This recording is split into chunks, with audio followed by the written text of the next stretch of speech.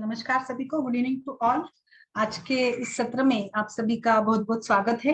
आज हम लोग चर्चा करते हैं। आज जैसे कि महाशिवरात्रि का दिन है, तो जैसे भगवान शंकर को, शिव को बिल्व पत्र चढ़ाया जाता है।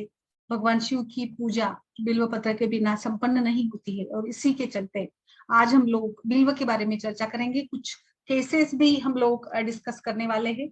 तो इस पावन मौके पर हम लोग धन्वंतरी वंदना सुनते हैं, और उसके बाद हम इस सत्र को आगे बढ़ाते हैं।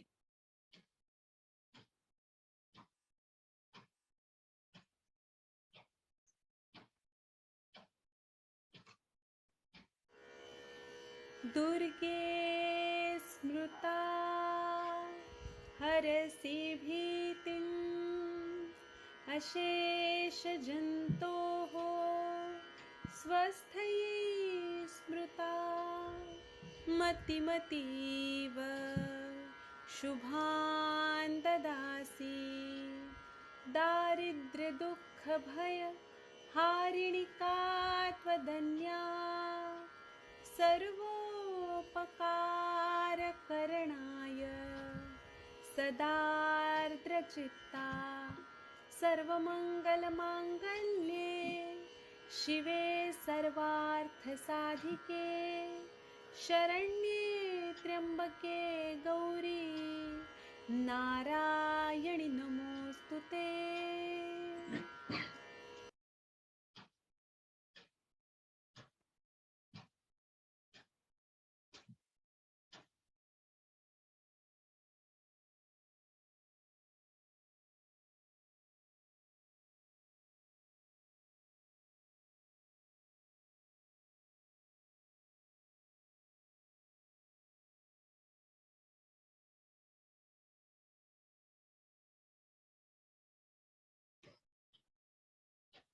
तो आज का ये सत्र हमारा, जो आज के इस मौके पर हम लोग बिल्व पत्र या बिल्व फल के अनेक सारे यूजेस के बारे में आज हम लोग डिस्कस करेंगे। तो बिल्व को एक भगवान के फल के रूप में माना गया है। बिल्व ये एक कल्पवृक्ष की तरह भी माना जाता है। तो बिल्व का जो पत्र है, जिसके जो पत्र बनता है, इसका पत्र आता है बिल्व का, इसको तीन, इसमें मतलब तीन पर्ण वाला इसका ये बल ये होता है पत्र। तो इसीलिए इस पत्र को हम लोग चढ़ाते हैं पूजा के समय। कई सारे ऐसे त्योहार है जब बिल्व पत्र बहाए बिना या उसको चढ़ाए बिना हमारी पूजा पूरी नहीं होती, हमारी पूजा संपन्न नहीं होती है। जैसे अनेक सारे त्योहारों पर हम लोग इसका उपयोग करते हैं। एक कल्प वृक्ष की तरह इसको आयुर्वेद में माना है। इसके कई सारे यूजेस है। सबसे पहले तो बिल्व के बारे में ये बताना चाहूंगी कि बिल्व जो फल है, ये पका हुआ या कच्चा, राइपन और अनराइपन दोनों के जो गुण है, उसके उपयोग है, वो अलग अलग रूप से है। तो जैसे कि पका हुआ फल खाने से तीनों दोष बढ़ जाते हैं। तो इसीलिए पके फल का इतना ज्यादा यूजेस नहीं बताए गए, पर कच्चा फल अगर हम उपयोग में लाते हैं तो इसके कई सारे यूजेस हम लोग कर सकते हैं। तो जैसे मैं बता रही थी कि बिल्व एक कल्पवृक्ष के रूप में माना गया है। बिल्व का उपयोग हम लोग सारे उसके पत्तों का, उसके फल का भी यूज कर सकते हैं। बिल्व ये सहजता से मिलने वाला है। लाइक मुझे लगता है कि हमारे घर के आजू बाजू में कहीं पर भी बिल्व पत्र या बिल्व का जो पेड़ होता है, पौधा होता है, वो हमें सहजता से मिल जाता है। बिल्व की बात आती है तो बिल्व ये दशमूल में भी उल्लेखित है। बृहद पंचमूल में बिल्व का उल्लेख किया है। तो दशमूल के जो सारे फायदे, जैसे हमें पता है कि दशमूल ये हम लोग खासकर दशमूल का काढ़ा ज्वर में देते हैं, वेदना शामक, एंटी इंफ्लेमेटरी के रूप में इसका प्रयोग बताया गया है।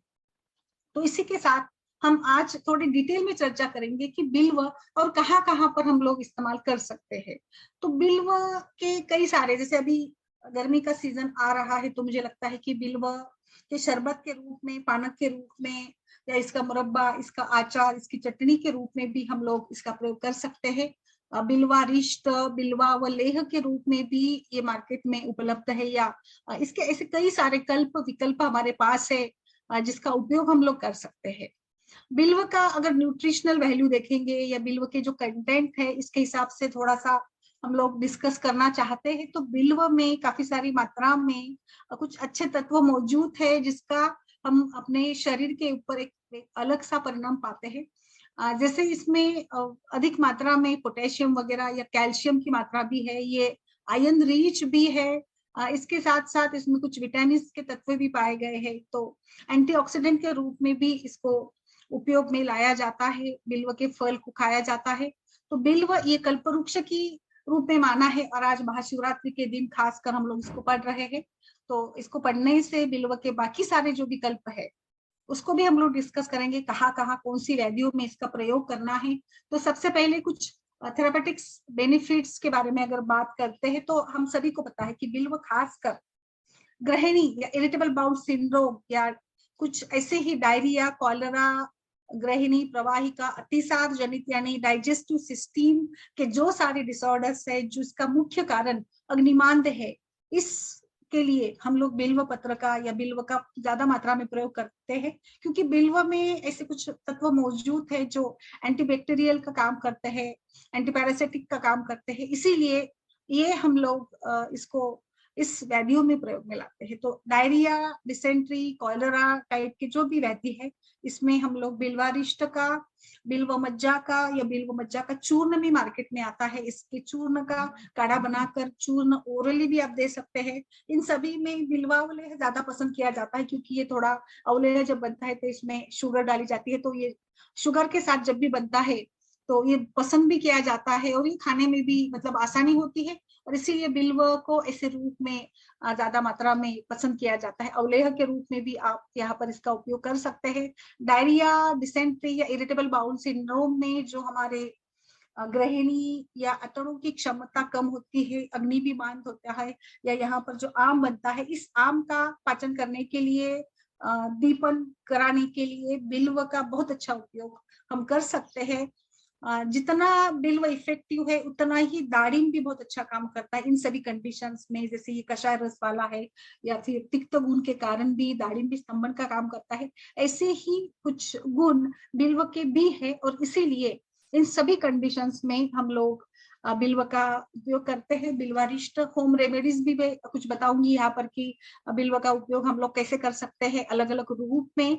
तो अतिसार, डायरिया, गृहिणी, जो भी जहाँ भी आपको लगता है कि अग्निमंद है और अग्नि की क्षमता को बढ़ाना है, थोड़ा सा दीपन, पाचन या लेखन का भी काम कराकर, जैसे प्रवाही का अतिसार में मल पतला बनता है, गृहिणी में कभी द्रव मल है, कभी घन मल होता है, तो मल को बांधने का काम ये बिल्व करता है। इसीलिए इन सारे डिसीजेस में बहुत ही प्रेफर किया जाता है बिल्व का।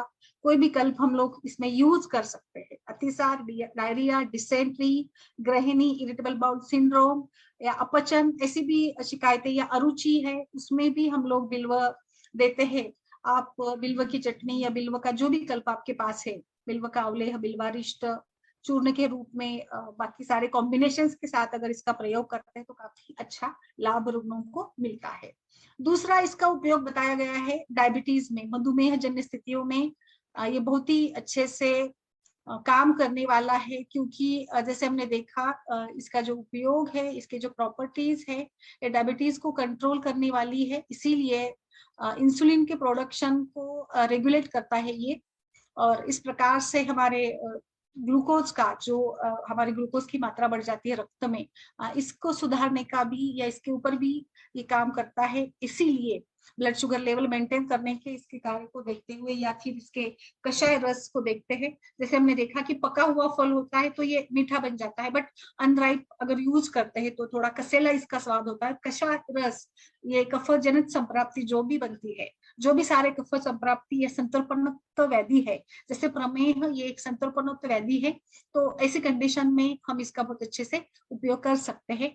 कॉन्स्टिपेशन की लीड, देखिए एक तरफ ये कषाय रस होने से हम अतिसार में भी यूज करते हैं, कॉन्स्टिपेशन में इसको यूज किया जाता है, खासकर बिल्वावलेह का उपयोग अच्छा होता है। जैसे दाढ़ीमावलेह भी मल को बांधने का काम करता है, वैसे ही यहाँ बिल्व भी मल को बांधने का काम करता है। और ये कॉन्स्टिपेशन में कैसे काम करता है, जैसे ये डाइजेशन की कैपेसिटी बढ़ाता है, अग्नि को मंद जो होता है उसके ऊपर काम करता है, और it is having a property, antibacterial property इसमें है, कुछ एंटी फंगल प्रॉपर्टीज भी इसमें है। So it is recommended for the people जिनमें कुछ अल्सर्स के चलते या ऐसे कुछ कारणों से अगर कुछ सूजन है आंतड़ों में सूजन है तो आंतड़ों की मूवमेंट अच्छे से नहीं हो पाती और इसके कारण मल रुका रहता है।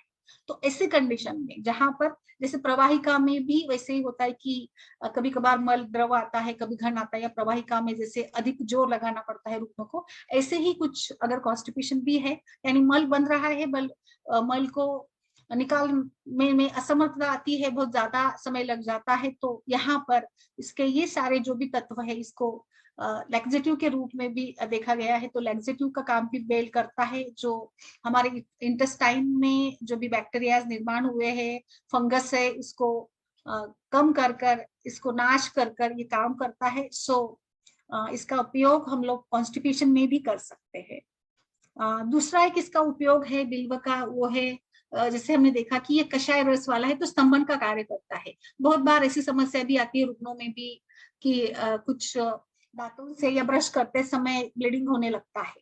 So bael can be used for scurvy also, as हमने देखा कि इसमें विटामिन सी की अच्छी मात्रा होती है, अच्छी क्वांटिटी में होती है ये विटामिन सी, और इसीलिए बिल्व ऐसे भी फल के रूप में भी खाया जा सकता है, बट थोड़ा कम पसंद किया जाता है। तो इसके बाकी सारे जो भी ऑप्शंस हमें मिलते हैं इसके साथ अगर हम इसका प्रयोग करते हैं तो ये कसेला होने से, विटामिन सी की अच्छी मात्रा होने से, जो डिफिशियंसी का स्कर्वी डिसीज है जिसमें गम्स से ब्लीडिंग होती है या कुछ पेन भी होता है, वहां पर सूजन भी आती है, तो एंटी इंफ्लेमेटरी प्रॉपर्टीज भी बिल्व में है। जैसे हमने देखा दशमूल का एक बड़ा हिस्सा है बिल्व, बृहद पंचमूल में इसको लिया गया है, तो इसीलिए ये दंत विकारों में भी यूज कर सकते हैं। बिल्व का चूर्ण आप जैसे मंजन का यूज करते हैं ना हम लोग दांतों को या हृदयों को मसलने के लिए, ऐसे भी चूर्ण लगे लेकर आप इससे थोड़ा सा मसाज कर फिर गुनगुने पानी से कुछ गंडुश करते हैं तो भी ब्लीडिंग स्टॉप होती है, और दांत या जो गम्स है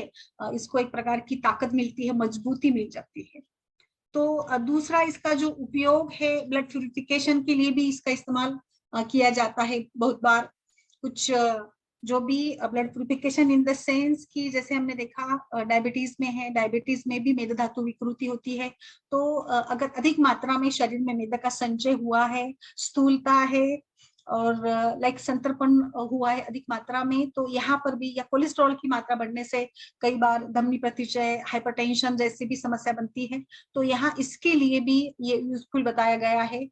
जो कि हमारे हृदय या फिर किडनीज है, लीवर है, इनके एंजाइम्स को रेगुलराइज करने का काम भी बिल्व करता है। और ये क्योंकि इसमें पोटेशियम की मात्रा अच्छी है, इसमें जिंक है, तो इसीलिए ये रक्त के शुद्धिकरण में भी मदद करता है। तो जैसे हमने देखा कि रक्त की सॉलिडिटी बढ़ती है, रक्त की घनता बढ़ती है। रक्त की घनता कैसे बढ़ेगी? जब हम लोग आहार में अधिक वसायुक्त पदार्थों का सेवन करते हैं तो रक्त की घनता बढ़ती है, उसकी सॉलिडिटी बनती है, रक्त अधिक घनता बन, इससे गुरु बन जाता है, और इसी गुरु ब्लड को बहाने के लिए, इसका सर्कुलेशन करने के लिए हमें वर्कलोड बढ़ जाता है हार्ट का, और कहीं ना कहीं जाकर इसका रूपांतरण हम लोग देखते हैं ब्लड प्रेशर में देखते हैं। तो ये सारा थोड़ा सा पैथोलॉजी इस संप्राप्ति को भंग करने के लिए, रक्त की शुद्धिकरण के स्तर पर कहिए, या हाइपरटेंशन में या कोलेस्ट्रॉल की मात्रा बढ़ जाती है तो भी हम लोग इसका अच्छे से उपयोग करते हैं।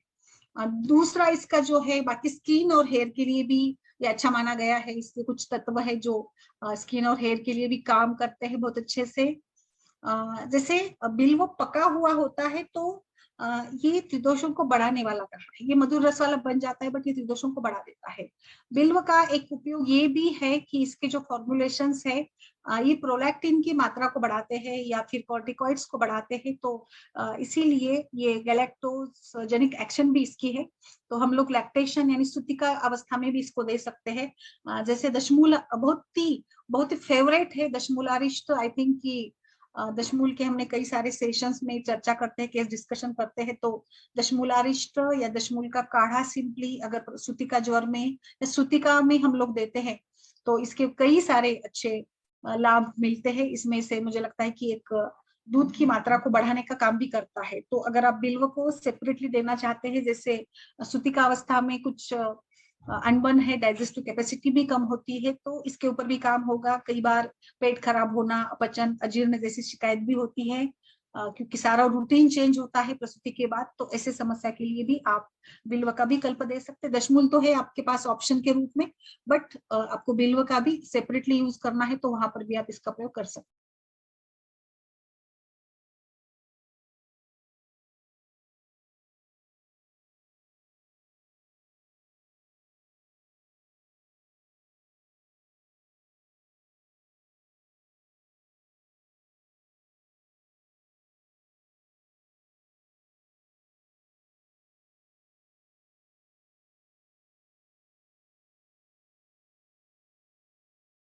तो इस प्रकार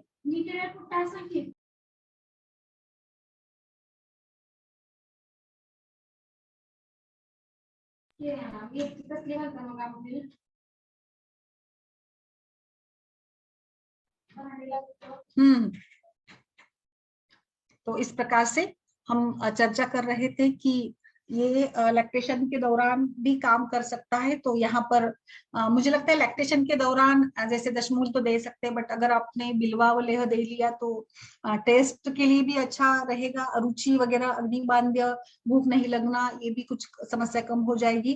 एंड जैसे दूध बढ़ाने के लिए, ब्रेस्ट मिल्क सिक्रेशन के लिए भी ये इंड्यूस कर देगा। देन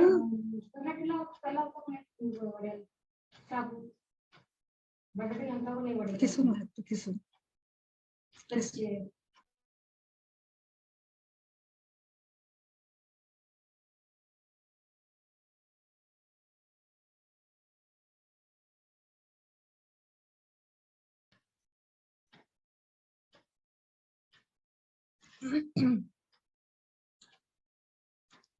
बिल्व के पत्तों का काढ़ा बनाकर मुखपाक में, जैसे ओरल अल्सर्स है, जैसे हमने देखा गृहिणी में या पेप्टिक अल्सर में भी इसका इस्तेमाल होता है, वैसे ही दंत धावन में भी हमने देखा, ब्लीडिंग गम्स में, स्कर्वी में। इसी प्रकार से कुछ माउथ अल्सर्स जैसे मुखपाक की स्थिति में भी, क्योंकि ये कफ और पित्त के ऊपर अच्छा काम करता है बिल्व, तो यहाँ पर भी हम लोग इसके पत्तों का काढ़ा बनाकर इससे गंडूश या कवल कराते हैं, तो भी इसके अच्छे रिजल्ट्स हमें मिल जाते हैं। गंडूश के इसमें भी, माउथ अल्सर्स में भी ये अच्छे से काम करता है बिल्व।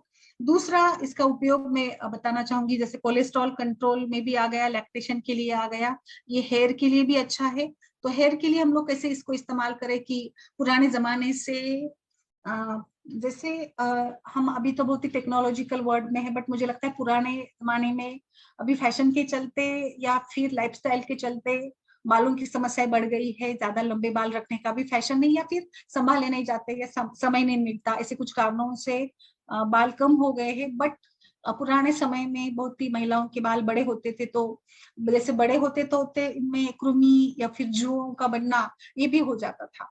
तो बिल्व का तेल के रूप में भी, या जैसे हमने इसका काढ़ा बना लिया, या चूर्ण का पेस्ट बना लीजिएगा, और इस चूर्ण के पेस्ट का उपयोग एक प्रकार से जो खुजली वगैरह आती है बालों में, या कई बारी चूहे बन जाती है, डैंड्रफ बन जाता है, तो एंटी माइक्रोबियल के रूप में एक हम लोग इसका प्रयोग कर सकते हैं। आप सिंपली अगर आपने चूर्ण लिया है तो उसका पानी डालकर पेस्ट बनाइएगा, थोड़ा सा स्काल्प के ऊपर आप लोग इसको थोड़ा थोड़ा आपके बालों में लगा दीजिएगा, एक आधा घंटा रखिएगा, और इसके बाद आपने गुनगुने पानी से बाल धो दिए तो भी खुजली आना या जो भी एक स्काल्प का इरिटेशन होता है, डेंड्रफ वगैरह समस्या आती है, तो ये कम होगी, इचिंग कम होगी, डेंड्रफ भी नहीं बनेगा, क्योंकि डेंड्रफ बनना एक प्रकार से कृमि ही है।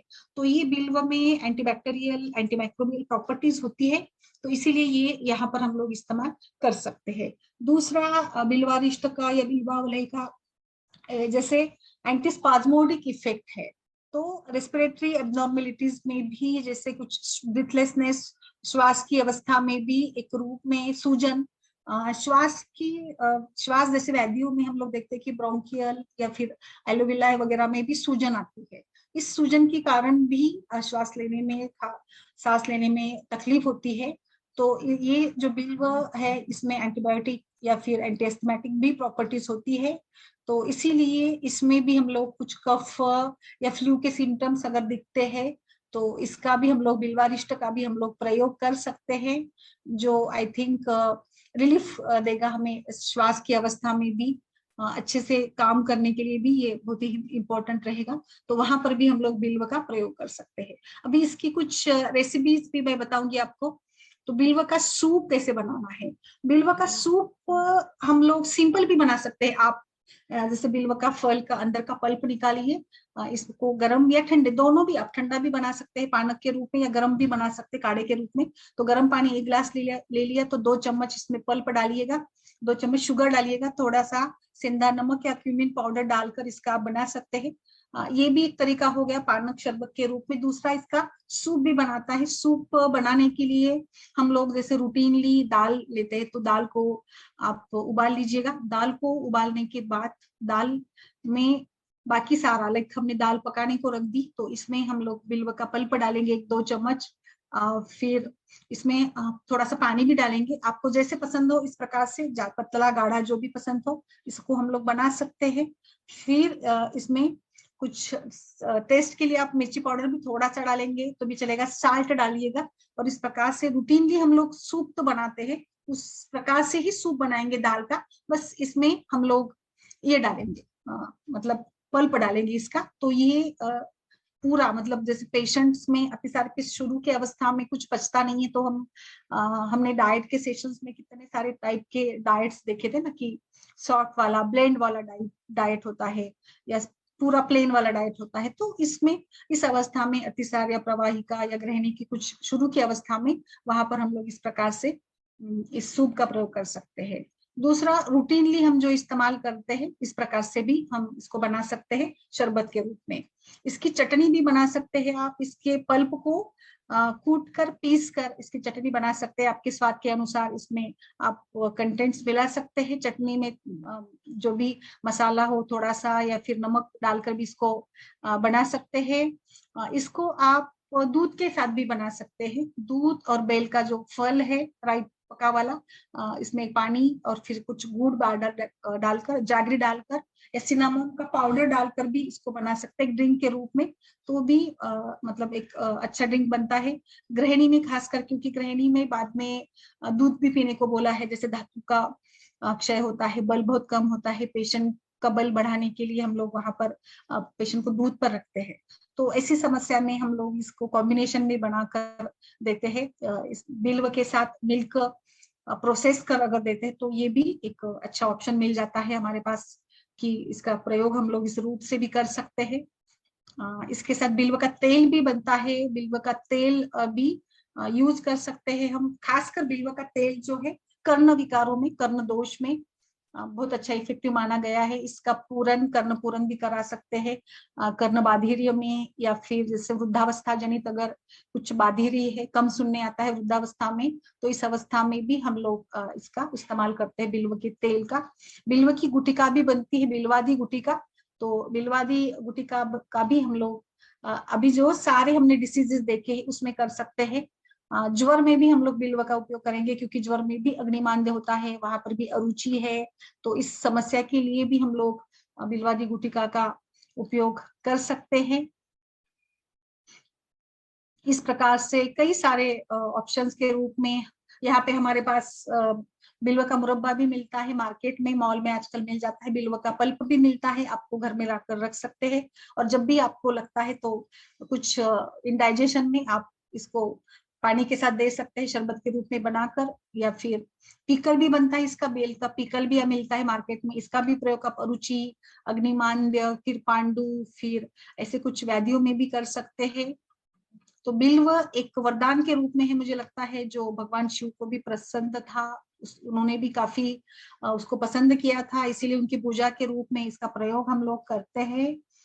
बिल्व सूप का मैंने बताया आपको। बिल्व के सारे ज्यादातर जो भी प्रयोग है इसको हमने देख लिया है। तो मुझे लगता है दशमूलारिष्ट ये जो भी सारे हैं, वेदना शमन के लिए वगैरह, इन सभी में भी हम लोग उतना उस रूप से भी बिल्वारिष्ट का प्रयोग कर सकते हैं। गृहिणी, अग्निमांद्य, अतिसार, प्रवाहिका, अर्श में भी कर सकते हैं। अर्श में भी अग्निमांद्य होता है, तो वहां पर भी हम लोग इसका प्रयोग कर सकते हैं, बिल्वारिष्ट का प्रयोग कर सकते हैं, बिल्वादी गुटिका का प्रयोग कर सकता है। तेल का प्रयोग खासकर उन्होंने कर्ण विकारों में बताया है। तो मुझे लगता है आज के इस सत्र में हमने बिल्व के काफी सारे गुणों को या बिल्व के सारे कल्पों को यहाँ पर कुछ बताने का प्रयास मैंने किया है। आपके कोई सवाल हो तो बताइएगा, इसके ऊपर हम लोग डिस्कशन करते हैं। कोई केस वगैरह हो तो भी बताइएगा प्लीज। निशा जी। नमस्कार मैम, कैसे हैं? हाँ, कैसे बताइए। मैं तो मैडम बिल का, अब मेरे तो पास पेशेंट बहुत कम है, बिल का तो यूज ही नहीं किया अभी तक तो मैंने। अच्छा अच्छा अच्छा, हाँ हाँ, यस यस यस, बिल्कुल बिल्कुल। क्योंकि मैंने अभी जस्ट 6 महीने पहले ही काम शुरू किया है, तो या पेशेंट है नहीं मैम, और मैं वैसे गायनी का ही देख रही हूँ। Yes yes. आज कोई जुड़ा नहीं, कनेक्ट नहीं हुआ। हाँ यस यस यस, आज शिवरात्रि है शिवरात्रि तो की वजह से। हाँ छुट्टी है तो हाँ थोड़ा सा रिलैक्स भी मतलब फील करते हैं ना सभी लोग। यस। हाँ एक्चुअली मैं जी, भी हाँ नहीं जी, लेने वाली थी सेशन, बट अभी आज 1 मार्च है और इसीलिए फिर कल भी हमारा ये एक्सपर्ट सेशन था ना, तो हाँ जी। चलिए थोड़ा सा भी कुछ पढ़ा दिया जाए, इसीलिए मैंने ये लिया। यस। उसके पत्तों का भी अच्छा प्रयोग होता है गैस्ट्रिक, लाइक इंडाइजेशन में, एक गैस्ट्राइटिस में, मैम एक डिस्पेप्सिया बात में। पूछनी थी, हाँ ये जो बिल का पेड़ है क्या काटना नहीं चाहिए, काटना नहीं चाहिए इसको? जी। मतलब इसकी कटिंग नहीं होनी चाहिए, मैं ऐसा समझ। कुछ है आपके नॉलेज में? मतलब जैसे पेड़ों काट, की अच्छा उसको छटाई नहीं कर काटते नहीं देते। ऐसा पूछ रहे हैं हाँ आप? हाँ हाँ, ऐसा कुछ है क्या मैम? एक्चुअली इसको शुभ माना जाता है ना, तो भगवान का मतलब प्रतीक माना जाता है इसको, कल्पवृक्ष बताया गया है ना, तो इस प्रकार से बिलीव्स है मतलब इसके प्रति। यस। इसको हम्म। श्रीफल भी के नाम से भी जाना जाता है ना, आचार्य कैदव निघंटु ने इसको श्रीफल के रूप में माना है। ये तो सर्दी मैम में भी ये दे जैसे सकते आप, हैं, गर्भिणी सर्दी में या फिर सर्दी में भी इसका अच्छा उपयोग होता है। तो आपने बताया कि समर में मतलब त्रिदोष बढ़ाने वाला होता है, मीठा हाँ पका मधु। हुआ यस फल। यस तो यस पका हुआ फल ही तो यूज करते हैं, मतलब उसके जूस के लिए, यस यस यस, जो उसका समर पका में हुआ यूज फल यानी करते हैं पल्प शीतलता निकालेंगे के हम लिए। उसके, पल्प को निकालेंगे हाँ हम लोग जी। उसके। यस। तो शीतलता के लिए तो हम गर्मी में वही यूज उसके करते हैं, तो पत्तों फिर का वो प्रयोग हमारे करेंगे हम दोष लोग, बढ़ा देता है। लीफ का प्रयोग करेंगे वहां पर हम लोग, पत्तों का प्रयोग करेंगे। मैम हम जैसे गर्मी में जैसे बिकता है उसका जूस, हाँ, आपने ये कहा कि पका हुआ फल जो है त्रिदोष वो होता है बढ़ाने वाला, बढ़ाने वाला होता है। यस। तो फिर लोग तो सब यूज ही गर्मी में करते हैं इसका तो। हम लोग उसमें ना त्रिदोष ना बढ़े इसके लिए फिर जैसे कुछ शुगर डाल देते हैं, साल्ट वगैरह डालकर इसको प्रोसेसिंग कराकर बढ़ा देते हैं ना। हाँ वो तो जीरा वगैरह साल्ट हाँ हाँ शुगर डलता ही है ना। यस। तो मैं बाहर वॉक कर रही थी तो शोर भी आएगा। Yes yes. चलो मैम फिर आप और कुछ आज, इसका अगर देखेंगे तो आई थिंक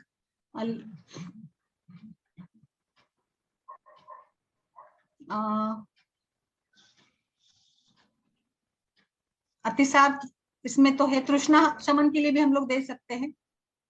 हाँ जी वो आपने बताया, बिल यस। तेल शूल के लिए बताया, कान यस। में डालने के लिए, हाँ, संग्रहणी इसके अतिसार स्टेम में का प्रयोग बताया भी आपने। करते हैं, इसके स्टेम का प्रयोग आमवात के लिए करते हैं। बीज का भी यूज होगा मैम कहीं ना कहीं? बीज का भी, बीज का तो नहीं है, लीव्स का है, रूट का है इसके, और अनराइप फ्रूट का है जो एस्टिजेंट है, एक्सॉर्बेंट है, और वात कफ को बैलेंस करने वाला है। एक ये में भी। यस यस, कोई बात नहीं कोई बात नहीं, ठीक है ठीक है। तो फिर आज के लिए आई थिंक हमें रुकना चाहिए, यहाँ पर हम लोग रुक जाते हैं। कोई केसेस नहीं है किसी के तो आज के सत्र में। हाँ जी, यस हाँ जी, हाँ जी। Yes yes, thank you very much, नमस्कार सभी को। Thank you ma'am, thank you, नमस्कार। क्या कह रहे हो? ये चीज यहाँ